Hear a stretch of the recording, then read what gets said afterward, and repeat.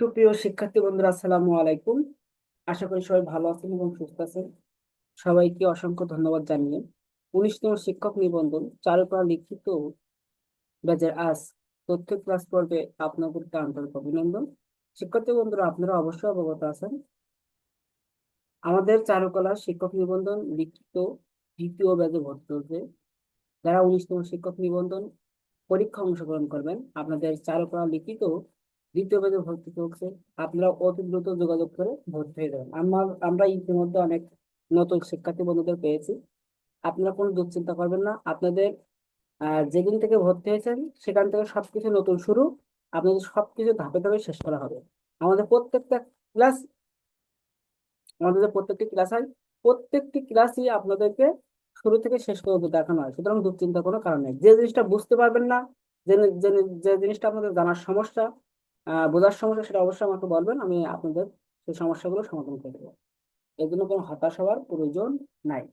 আমরা আমাদের আজ তথ্য ক্লাস শুরু করছি। আজ আমরা আলোচনা করব তাং যুগের শিল্পকলা সম্পর্কে আলোচনা করে এই প্রশ্নটি নিয়ে আজ বিস্তারিত আলোচনা করব। আপনি একটু মনোযোগ সহকারে দেখবেন। এখন কোনো শীট প্রিন্ট করতে হবে না। যারা নতুন শিক্ষার্থী বন্ধুরা ভর্তি আছেন, আপনাদের উদ্দেশ্যে বলছি, কোনো প্রকার শীট আপনাদের প্রিন্ট করা লাগবে না। শুধু জাস্ট ক্লাসটা আপনারা করেন। এই ক্লাসটা আমি কি বলছি সেটা শুধু শুনে রাখেন। আর যদি সময় পান একবার রিডিং করে রাখবেন। আর কোনো কিছুই করা লাগবে না। এটা হলো আপনাদের এখন কাজ। তথ্য বিষয়টা যেটা আমি নির্দেশনা দিয়েছি সেটাই। আর আপনাদের পরীক্ষা, পিলি পরীক্ষার পরে যখন লিখিত পরীক্ষা জন্য প্রিপারেশন আমরা আপনাদেরকে নিতে বলবো, তখন আপনাদের সাজেশন দেবো। সেই সাজেশনের প্রশ্নগুলো পড়লে হবে। এখন শুধুমাত্র জেনে রাখেন, বিষয়গুলো জেনে রাখেন। বিশ্ব সভ্যতার ইতিহাসে চীনা সভ্যতার শিল্পকলা অন্যদের তুলনায় দীর্ঘ ধারাবাহিক। পৃথিবীর আর কোন সভ্যতার শৈলী মানে শিল্পশৈলী স্বয়ংক্রিয়তার এতটা সমৃদ্ধ দেখাতে পারেনি। মানে পৃথিবীর আর কোন সভ্যতা এই শিল্পকলার ক্ষেত্রে এই চীনাদের মতো এতটা আপনার দক্ষতা দেখাতে পারেনি। সূক্ষ্ম ও আলংকারিক কাজের জন্য চীন জগৎ বিখ্যাত। এই চীন সভ্যতার একটি গুরুত্বপূর্ণ অংশ তাংযুগ বা তাং রাজবংশ। আপনারা পড়ার সময় পৃথিবীর আর কোন সভ্যতা শৈল্পিক ক্ষেত্রে বা শৈল্পিক স্বয়ংক্রিয়তায় এতটা সমৃদ্ধ হতে পারেনি, এই লাইনটা আপনারা এমন করে লিখতে পারেন যে শিল্পকলার ক্ষেত্রে পৃথিবীর আর কোনো সভ্যতা শিল্পকলার ক্ষেত্রে চীনাদের মতো এতটা গুরুত্বপূর্ণ ভূমিকা রাখতে পারেনি বা দেখাতে পারেনি। এভাবে সহজ বাংলা লিখবে। সময়কাল দেখেন, সুই রাজবংশের পতনের পর চীনে যে রাজবংশ সূচিত হয় তাই তাং রাজবংশ হিসেবে পরিচিত। এই রাজবংশের স্থায়িত্বকাল 618 খ্রিস্টাব্দ থেকে 906 খ্রিস্টাব্দ পর্যন্ত। এই সময়কালে চীন এক অপ্রতিদ্বন্দ্বী চমৎকারদের মধ্যে প্রবেশ করে। প্রায় 300 বছর তাং শাসনকাল চীনের স্বর্ণযুগ হিসেবে পরিচিত।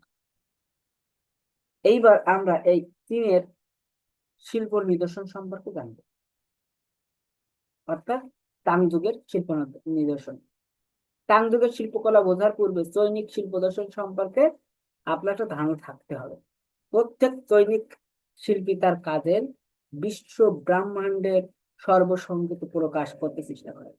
বস্তুর শারীরিক গড়ন নয়, বরং তার আত্মিক চরিত্র উপস্থাপন মূল বিবেচ্য বিষয়। শিল্পী তার শত বছরের ঐতিহ্য মাফিক শিল্পধারা চর্চা করত। তবে এখানে শিল্পী সূক্ষ্ম সংবেদনশীল হৃদয়ের পরিচয় মেলে। দৈনিক শিল্প তার সমগ্র ইতিহাস জুড়ে প্রকৃতিকে কোনো নিহিত শক্তির গুণে সঞ্জীবিত করে কল্পনা করেছেন। শিল্পীর উদ্দেশ্য হলো ওই শক্তির সাথে নিজেদের সংযোগ সাধন করা, তারপর তার গুণাগুণ দর্শক মনে সঞ্চয় করা। এ সময় চিত্রকলার বিশেষ 6টি নিয়ম প্রচলিত ছিল, যা চৈনিক সরঙ্গ নামে পরিচিত। ভারতীয়দেরও আপনার এরকম 6টি সরঙ্গ আছে। এই সরঙ্গ নিয়ে আপনাদের একটা প্রশ্ন দেব, তখন পড়লে আপনারা সেটা বুঝতে পারবেন। ভারতীয় সরঙ্গ, রূপ, লাবণ্য, তারপর যোজনা, এরকম 6টি আছে। ঠিক তেমনি আহ চীনা মানে চীনারাও 6টি একটা ধারা আবিষ্কার করে, যা সেই ধারাকে আমরা সরঙ্গ, 6টি অঙ্গ নিয়ে মূলত সরঙ্গ। ছন্দবদ্ধ, প্রাণময়তা একটা। তারপরে আপনার কাঠামো নির্মাণ, প্রকৃতির নিয়ম অনুসরণ করে বিষয় নির্বাচন, স্থান পরিপ্রেক্ষিত বিন্যাস, পুরাতন মাস্টার পিসের কপি করা, অর্থাৎ পুরাতন যেসব শিল্পীগণ ছিল বা যেসব খুব ভালো মানের কাজ ছিল সেগুলো কপি করা। তারপর যথাযথ রঙের প্রয়োগ। এই টাং যুগের শিল্পকর্মের বিষয়বস্তুর ভিতরে ছিল শিক্ষা, সাহিত্য, শিল্পের নতুন এক অনবদ্য অবদান, যা এই যে টাং যুগের শিল্পকলাকে সমৃদ্ধ করেছে। এ সময় ভাস্কর্য, স্থাপত্য, চিত্রকলা প্রচুর পরিমাণে তৈরি হয়েছিল। বৌদ্ধ দর্শন টাং ভাস্কর্য চিত্রকলার মূল উপজীব্য বিষয় ছিল। এছাড়া বিভিন্ন গল্প, রাজদরবার, সাধারণ মানুষ, পশু পাখি, ফুল, লতা পাতা ইত্যাদি বিষয়বস্তু হিসাবে স্থান পেয়েছিল।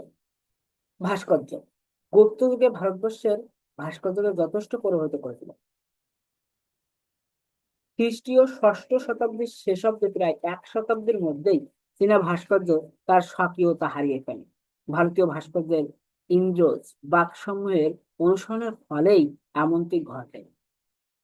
ভাস্কর্য আসে মাংসল ভাব, মানে আগে ভাস্কর্য ছিল একদম সোজা সাপটা, চিকন ভাব, এবং শরীরে তেমন মাংস ছিল না। আপনাদের যেমন এখন যে ফিগার গুলো অঙ্কন করছেন শুধুমাত্র লাইনের মাধ্যমে, রেখার সাহায্যে, এই তারা ওই ভাস্কর্য গুলো তৈরি করতে এরকম একদম শুধু মূল যে কাঠামো সেটাই কঙ্কাল টাইপের ভাব ফুটিয়ে তোলে। পরবর্তীতে তারা এই ভাস্কর্যে মাংসল ভাব অর্থাৎ মাংস পেশি যুক্ত করে। দেহের কাপড়গুলো এমন ভাবে নির্মিত হলো যেন মনে হয় এগুলো ভেজা অবস্থায় ছড়িয়ে লেপটে আছে, অর্থাৎ শরীরের সাথে এমন মৃদু ভাবে লাগানো। এবারে উল্লেখযোগ্য ফিগার গুলো বা ভাস্কর্যের মধ্যে আছে বোধিসত্ত্ব ফিগার।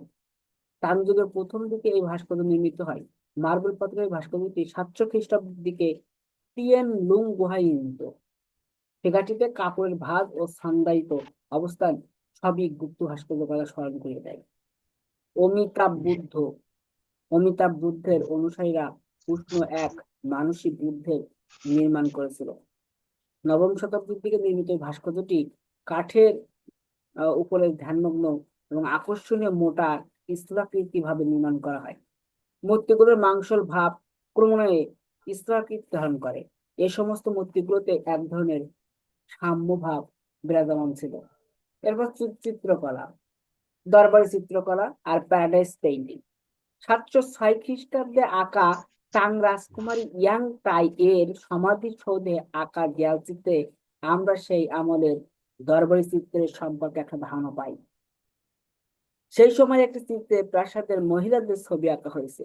মহিলারা যেন ছোট মঞ্চের উপর দণ্ডায়মান। ছবিতে পশ্চাৎভূমি নেই, মহিলাদের মুখে পুরোপুরি আঁকা এবং 3/4 প্রোফাইল দৃশ্যমান, মানে 3/4 দেখা যাচ্ছে, বাকিগুলো দেখা যাচ্ছে না।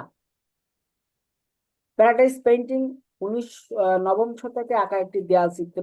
ছবিতে কোনো পরিপ্রেক্ষিতের ব্যবহার নেই। ছবিটি মূলত মিশরীয় ধারায় আঁকা উপস্থিত লক্ষ্য করা যায়, মানে মিশরীয় যেমন দেয়াল চিত্র অঙ্কন করতে এরকম। এই আপনার এখানে 5টা লিখবেন: গুহা মন্দির চিত্র, পটচিত্র, ইয়েন ইয়েন লি পেন, তারপরে স্থাপত্য, মৃৎশিল্প। এই চিত্রকলার 2টা বর্ণনা দিলেন, ঠিক আছে, ভাস্কর্য 2টা বর্ণনা দিলেন। এরপরে আপনার স্থাপত্য কলা, স্থাপত্য কলা একটু লিখলেন, তারপর মৃৎশিল্পটা লিখলেন। এরপরে পরিশেষে বলা যায় যে চীনা সভ্যতায় তাং যুগের অবদান অনস্বীকার্য। এ সময়ে চীনে চিত্রকলা, ভাস্কর্য, স্থাপত্য উৎকর্ষতা ও পরিপূর্ণতা সাধিত হয়েছিল।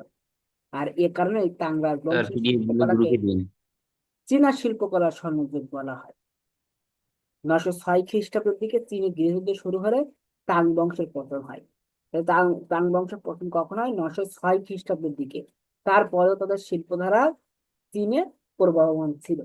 এই ছিল মূল আলোচনার বিষয়। আমার এই মৃৎশিল্প স্থাপত্যটা পয়েন্ট দিবেন। আর এখানে যে এই যে গুহা মন্দির চিত্র, প্যারাডাইস পেইন্টিং, দরবারি চিত্রকলা, এখান থেকে 2টা দিবেন চিত্রকলার ভিতরে। দরবারি চিত্রকলা, প্যারাডাইস পেইন্টিং, মানে এই গুহা মন্দির চিত্র যে কোনো 2টা, যে 2টা আপনার ভালো পছন্দ হয় সেই 2টা দেবেন। আর ভাস্কর্যটা দেবেন, এখানে 2টাই দেওয়া আছে, 2টাই দিয়ে দেবেন। আর উপরে যেটুকু দেওয়া আছে এটুকু বাংলা সুন্দর করে দিয়ে দেবেন। আশা করি 10-এর ভিতরে আপনার 7-8 পেয়ে যাবেন। আপনাদের আর কোনো সমস্যা হবে না। সবাইকে অসংখ্য ধন্যবাদ। আজকে ক্লাসে আমাদের সাথে যুক্ত থাকার জন্য।